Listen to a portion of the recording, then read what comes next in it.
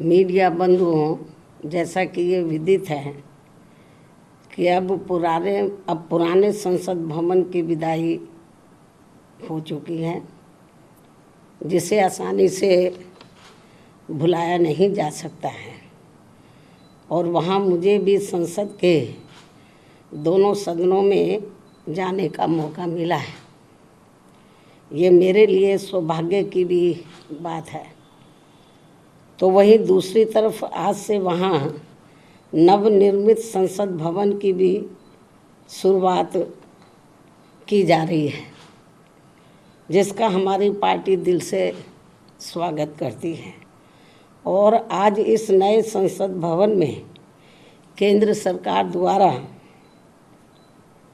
महिला आरक्षण बिल प्रस्तुत किया जाएगा। यह ऐसी मीडिया में काफ़ी आम चर्चा है, जिसके पक्ष में बीएसपी सहित अधिकांश पार्टियां भी अपना मत देंगी, ऐसी भी पूरी संभावना है। अन्य पार्टियों के बारे में भी ऐसी स्थिति में हमारी पार्टी को पूरी उम्मीद है कि चर्चा के बाद इस बार ये महिला आरक्षण बिल जरूर पास हो जाएगा, जो ये अभी तक लंबे अरसे से लटका हुआ था। और इस संदर्भ में मैंने अपनी पार्टी की ओर से एक बार नहीं बल्कि अनेकों बार संसद में ये कहा था कि हमारी पार्टी तो ये चाहती है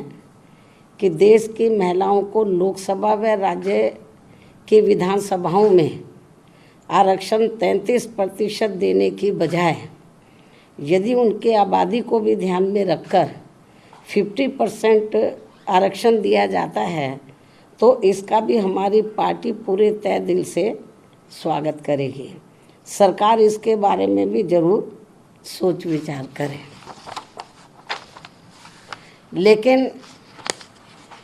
इसके साथ साथ ये भी कहा था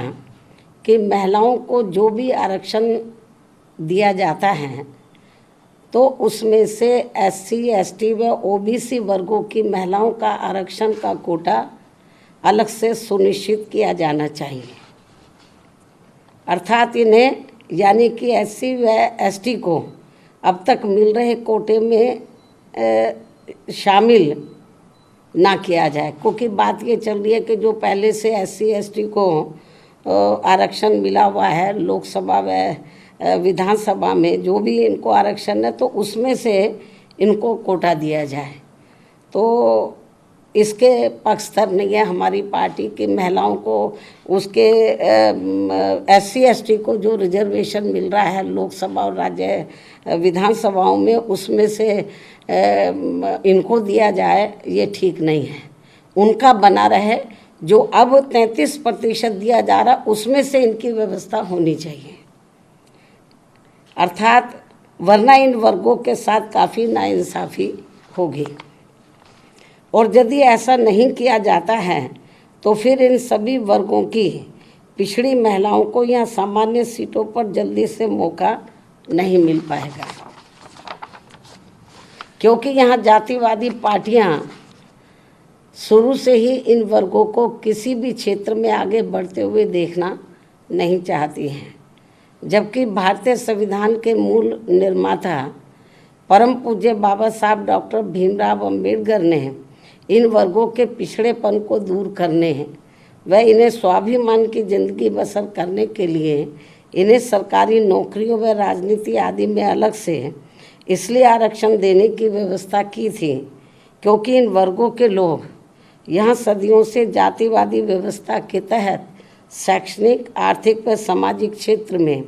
काफ़ी ज़्यादा पिछड़े हुए थे, जो अभी भी पिछड़े हुए हैं। ऐसी स्थिति में हमारी पार्टी ये चाहती है कि इन वर्गों की महिलाओं को आज पेश किए जाने वाले महिला आरक्षण बिल में इनके लिए अलग से आरक्षण की व्यवस्था जरूर की जानी चाहिए। और यदि ऐसा नहीं किया जाता है और ये बिल वर्तमान स्थिति में ऐसे ही पास कर दिया जाता है,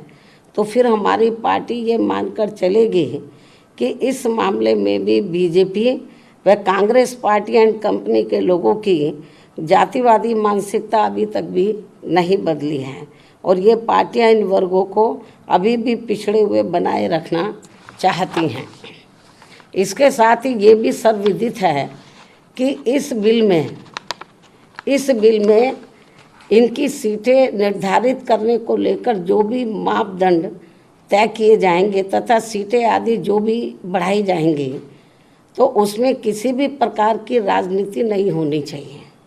अर्थात उसमें पूरी पारदर्शिता होनी चाहिए और ये बिल समय से भी लागू होना चाहिए। बीएसपी की ये पुरजोर मांग व सलाह भी है। इसके साथ ही हमारी पार्टी यहाँ ये भी कहना चाहती है कि यदि आज आ रहे महिला आरक्षण बिल में हमारी पार्टी की इन मांगों पर अमल नहीं किया जाता है तो भी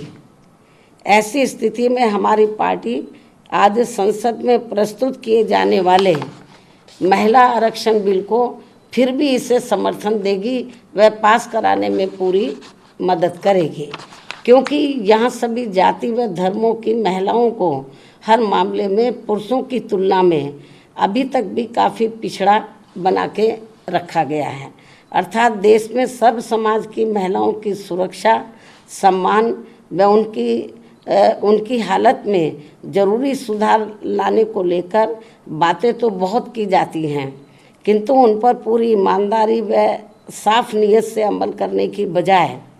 उनकी घोर अनदेखी करना तथा उन पर उसी आधे अधूरे मन से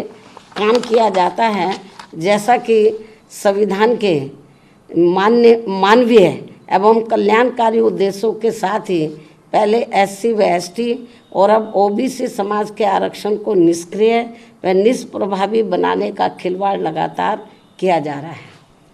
और इन मामलों में कोई भी पार्टी किसी से कम नहीं है, बल्कि कोई पार्टी थोड़ा कम है तो कोई ज़्यादा है। अब मैं अंत में वर्तमान केंद्र की सरकार द्वारा आज लाए जा रहे महिला आरक्षण बिल का समर्थन करते हुए अपनी बात यहीं समाप्त करती हूँ। धन्यवाद।